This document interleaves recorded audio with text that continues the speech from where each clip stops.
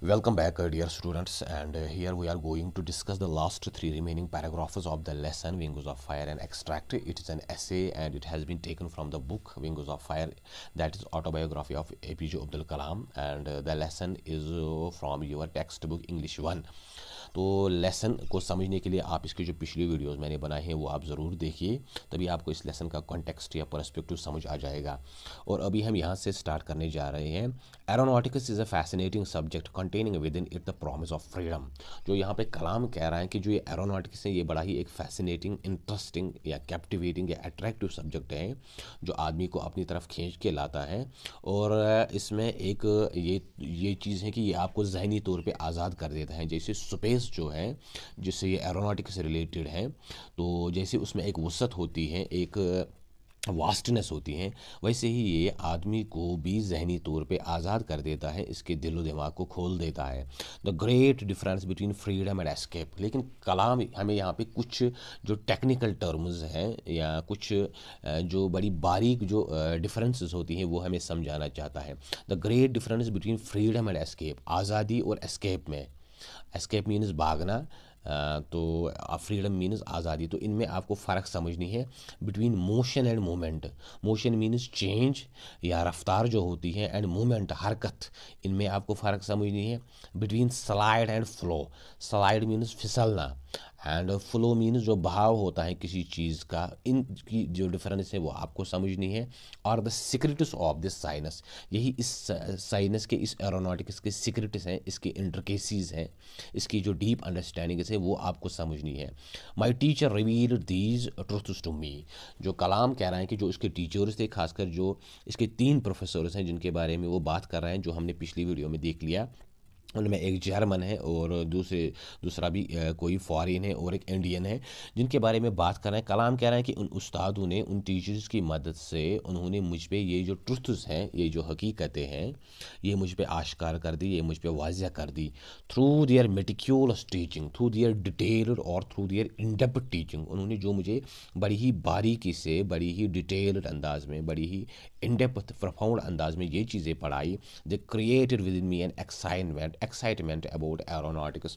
और उनकी उस पढ़ाई का नतीजा हुआ कि मुझ में एक एक्साइटमेंट, एक जोश, एक एंथुजियाज्म पैदा हो गया अबाउट दिस एरोनॉटिक्स, इस हवाबाजी के related. Their intellectual fervour, clarity of thought and passion for perfection helped me to launch into a serious study of fluid dynamics. Kalam कह रहे हैं कि उनका जो इंटेलेक्चुअल फर्वर था, जो उनकी अकल थी या अंडरस्टैंडिंग थी, एक पैशन था, क्लैरिटी ऑफ थॉट, जो उनकी अंडरस्टैंडिंग में एक क्लैरिटी थी, एक कमाल था, एक उनकी जो डीप अंडरस्टैंडिंग थी about this subject, and passion for perfection, और उनका एक जज्बा था कि परफेक्शन की तरफ, कमाल की तरफ, उरूज की तरफ जाना।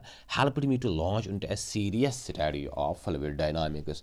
उनकी इन चीज़ों की वजह से मैं एक तरह से एक इन्वेस्टिगेट हो गया या प्रवोक हो गया या मोटिवेट हो गया कि मैंने अपने आप को इस चीज़ में डाला, to start into a serious study of fluid dynamics, कि ये फ्लूइड डायनामिक्स जो होती हैं, जो ये हवाबाजी से रिलेटेड होती हैं, जब आपको स्पेस में प्लेन्स या रॉकेट्स या सैटेलाइट्स छोड़नी होती हैं, तो उनके रिलेटेड जो ये डायनामिक्स होती हैं, उनकी जो अंडरस्टैंडिंग होती है, ये कैसे स्पेस में फंक्शन करती हैं, तो वो चीज़ें पढ़ने पे मैं तैयार हो गया। Modes of compressible medium motion, जो इनकी मोशन होती हैं या इनका जो कंप्रेशन होता है।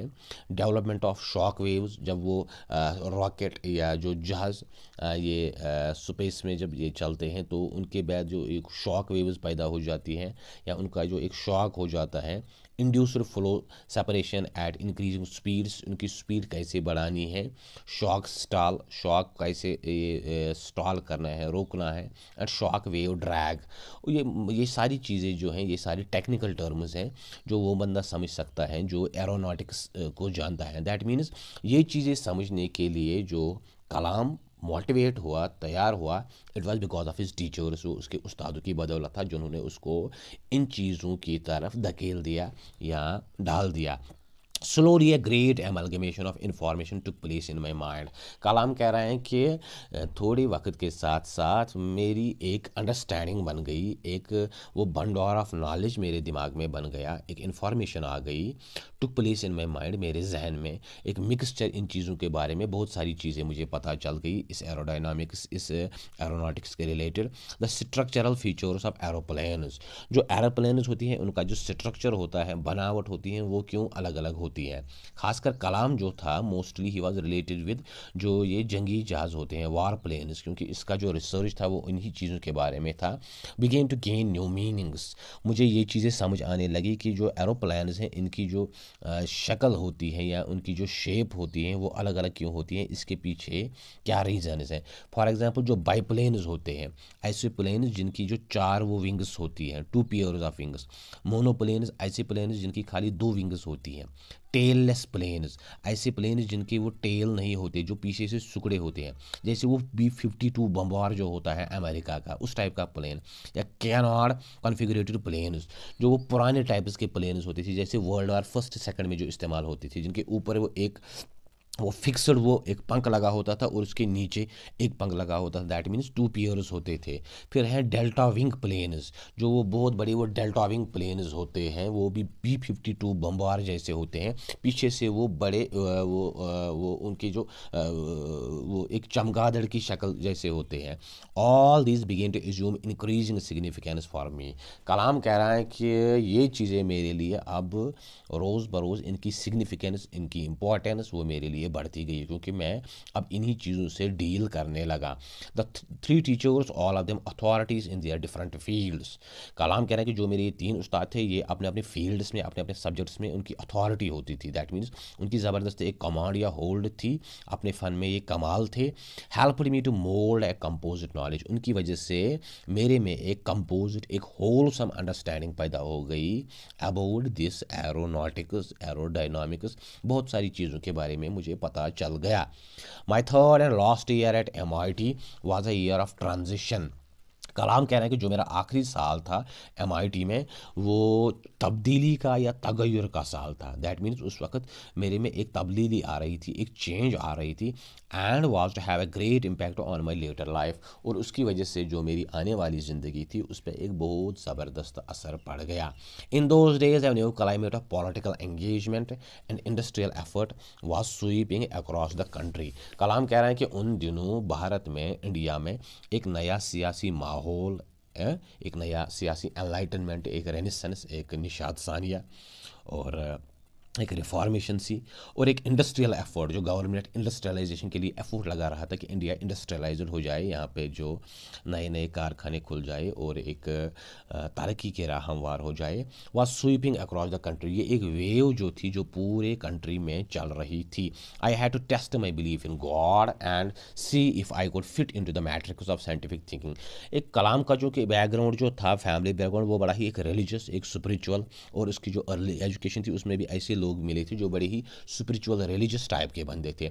और दूसरी जानिब वो अभी उसकी एक साइंटिफिक अंडरस्टैंडिंग, साइंटिफिक थिंकिंग बन रही थी, क्योंकि जो उसके टीचर्स थे वो साइंटिस्ट्स थे या रिसर्चर्स थे, प्रोफेसर्स थे।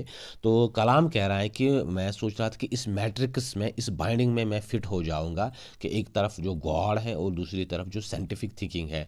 आई accepted view was that a belief in scientific methods was the only valid approach to knowledge, क्योंकि जो एक बिलीफ है कि जो साइंटिफिक मेथड्स हैं वही असल में जो नॉलेज है उनका ओनली वैलिड अप्रोच है। दैट मीन्स कोई भी चीज़ तब तक आप उसको वैलिड नहीं कह सकते कि जब तक कि वो साइंटिफिकली प्रूव ना हो जाए, साइंसी ग्राउंड्स पे वो साबित ना हो जाए, साइंटिफिक ग्राउंड्स पे वो साबित ना हो जाए।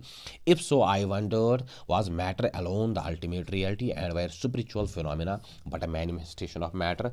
कलाम कह रहा था कि उस वक्त मैं सोच रहा था कि जो मैटर है, जो मादा है, क्या वही अल्टीमेट रियलिटी है, वही असल में हकीकत है, जो फिज़िक्स के प्रिंसिपल्स हैं, प्रेशर जो होता है, जैसे स्पीड होती है, वेलोसिटी, मैटर, मास, क्या यही चीज़ें असल में हकीकत है? और जो स्पिरिचुअल फिनोमेना है, एक रूहानी जो एक जो मज़ाहिर हैं, जो एलिमेंट हैं, वो खाली इसकी एक मैनिफेस्टेशन है, उसका एक इजहार है, और अल्टीमेट रियलिटी जो है वो खाली मैटर है।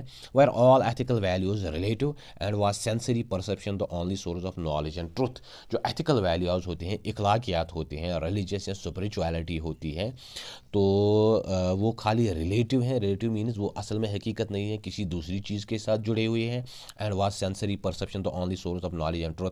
क्या खाली जो सेंसरी परसेप्शन होती हैं, जो हमारी सेंस होती हैं, इदराक होती हैं, जो हमारी हिस्स होती है, दैट मीन्स जो हम परसीव करते हैं, अंडरस्टैंड करते हैं, क्या वही जो है वही असल में अल्टीमेट सोर्स है नॉलेज का, इल्म का और ट्रुथ का? और जो एथिकल वैल्यूज़ हैं वो उसके रिलेटेड हैं। तो I wondered about these issues. Kalam है कह रहा है कि मैं इन चीज़ों के बारे में सोचता रहता था, हैरान था। Attempt to sort out the vexing question of scientific temper and my own spiritual interests. तो कह रहा है कि जो ये एक क्वेश्चन था, एक परेशान कर देने वाला सवाल, कि मैं एक तरफ साइंटिफिक टेम्पर जो था वो मेरे में डेवलप हो रहा था, और दूसरे में मेरा एक जो स्पिरिचुअल बैकग्राउंड था, स्पिरिचुअल इंटरेस्ट था, जो मेरे में स्पिरिचुअल चीज़ों की तरफ, रूहानियत की तरफ एक मैलान था। तो मैं इन चीज़ों के दरमियान घूम रहा था। The value system in which I had been nurtured was profoundly religious. क्योंकि कलाम जिस फैमिली से आया था और इसकी जो अर्ली एजुकेशन जहाँ हुई थी, वो बड़ा ही एक इखलाकियात और जो बड़ा ही डीपली रिलीजियस सिस्टम था। उसके जो पेरेंट्स थे या उसके जो टीचर्स थे, वो बड़े ही रिलीजियस और बड़े ही स्पिरिचुअल टाइप के लोग थे। और कलाम उसी एक एटमॉस्फेयर, उसी एक क्लाइमेट में पाला पोसा गया था, उसकी परवरिश हुई थी। आई हैड बीन टॉट, जहाँ पे इसको पढ़ाया गया था, दैट ट्रू रियलिटी रीड ले beyond the material world in the spiritual realm. कि जो ट्रू रियलिटी है, जो असल में हकीकत है, वो इस मटीरियल वर्ल्ड से, इस ज़ाहिरी दुनिया से दूर है। दैट मीन जैसे कि एरिस्टोटल या प्लेटो ने कहा था कि जो मटीरियल वर्ल्ड है, ये खाली उसकी एक मैनिफेस्टेशन है, उसका एक इजहार है। असल में जो आइडियल या स्पिरिचुअल या रियल वर्ल्ड है वो कोई और है। तो कलाम भी यहाँ पे वही कह रहा है कि मुझे कहा गया था कि जो मटीरियल वर्ल्ड है वो कोई रियलिटी नहीं है, ये इस स्पिरिचुअल वर्ल्ड का एक अक्स है, उसका एक इजहार है। And that knowledge could be obtained only through inner experience. और वहाँ पे कलाम को ये भी कहा गया था कि जो नॉलेज होती है, जो अल्टीमेट रियलिटी होती है, वो आपकी इनर स्पिरिचुअल एक्सपीरियंसेस से आ जाती हैं। जो आप में कोई रूहानी एक कोई चेंज या तब्दीली या कोई अपलिफ्टमेंट या कोई अंडरस्टैंडिंग या कोई एक्सपीरियंस जो रूहानी या रिलीजियस जो होती है, जो आप अपने अंदर महसूस कर रहे होते हो, अपने सुप्रिट या अपने जो दिल के अंदर, तो वैसी चीज़ें जो होती हैं, उससे जो असल में जो नॉलेज वो आ जाती हैं। तो कलाम यहाँ पे कह रहे हैं कि एक तरफ उसका जो एक साइंटिफिक एक अंडरस्टैंडिंग थी या एक टेम्पर था या एक टेस्ट था, और दूसरी तरफ उसकी एक जो रिलीजियस या एक स्पिरिचुअल जो उसकी अपब्रिंगिंग हुई थी, उसका एक और सायर था। तो वो इन चीज़ों के दरमियान अभी फंस सा गया था कि वो किस चीज़ को अल्टीमेट रियलिटी या अल्टीमेट ट्रुथ के तौर पर ले। सो डियर व्यूअर्स, ये हमारी लेसन थी, that was this wings of fire and extract by APJ Abdul Kalam. इस लेसन को हमने पूरी तरह से डिस्कस कर लिया है। इसके तकरीबन 7-8 वीडियोज़ मैंने बनाए हैं, और अगर आपको कहीं पे कोई कन्फ्यूजन है तो आप ज़रूर बताइए। और इसके बाद इसके जो क्वेश्चन हैं, और इससे जो पहली वाली लेसन है उसकी question, grammar based, language based, या दूसरी जो कुछ टेक्निकल इसमें कुछ चीज़ें हैं वो हम डिस्कस करेंगे। उम्मीद है आपको ये लेसन समझ आई होगी, और बड़ी ही इंटरेस्टिंग, बड़ी ही डिटेल्ड लेसन है। और जो कलाम था वो बहुत बड़ा एक इंसान था, एक पर्सनालिटी थी। तो इस लेसन में भी हमें उसकी वो चीज़ नज़र आती है, उसकी जो एजुकेशन के रिलेटेड या जो उसकी एक अंडरस्टैंडिंग है, वो हमें इसमें नज़र आ रही है। उम्मीद है आपको ये वीडियो अच्छा लगा होगा, और इसको ज़रूर शेयर करें, चैनल को सब्सक्राइब करें, बेल आइकन पे क्लिक करें, ताकि जो और नेक्स्ट आने वाली वीडियोज़ हैं वो भी आप तक पहुँच सके। Wish you all the best and have a nice day ahead. Thank you.